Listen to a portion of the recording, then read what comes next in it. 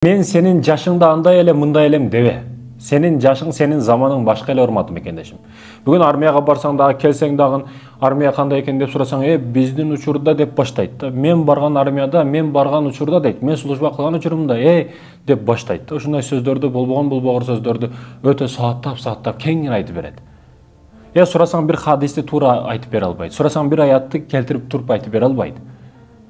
Анан сүйлөгөн учурда бар жоктон саясатчы да, бар жоктон лидер, ал билбеген нерсе жок да. Бардык нерсени билет ал киши. Түп тамырын келсең, эч бир нерседе жыйынтык көрсөткөн эмес ал киши. Айтайын дегеним, мен доорумда ушундай эле, мен армияга барганда мындай болгон, мен окуп жүргөндө, мен жаштыгымда бир отурганда 2 тамакты жеп коет элем дейт. Жеген тамагы менен мактанасыңбы? Уят эмеспи бул, урматтуу мекендешим?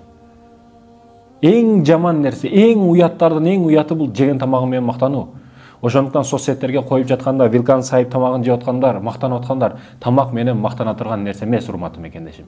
Тамак ал туалетке барып кете турган нерсе, анын мактана турган нерсеси жок.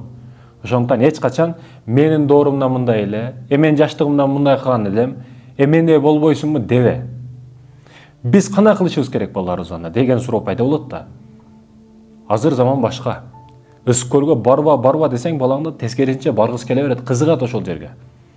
Жабык зоналар бар, ошол жерге барып көрсөтүп кой, көл мындай болот. Эгер ас зонага чыксаң, ата жылаңачтар көп, көзүңүздүн асын кыласың деп балаңа түшүндүрүү иштерин жүргүзүшүң керек.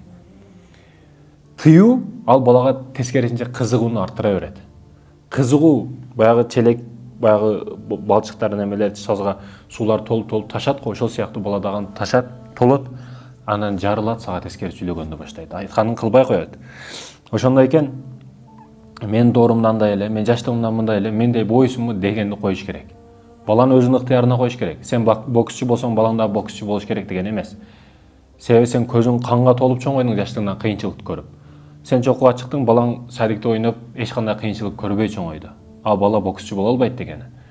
Ошондой экен, урматтуу мекендешим, ойлонуп, кадамды анан тыянакты чыгарышыбыз керек.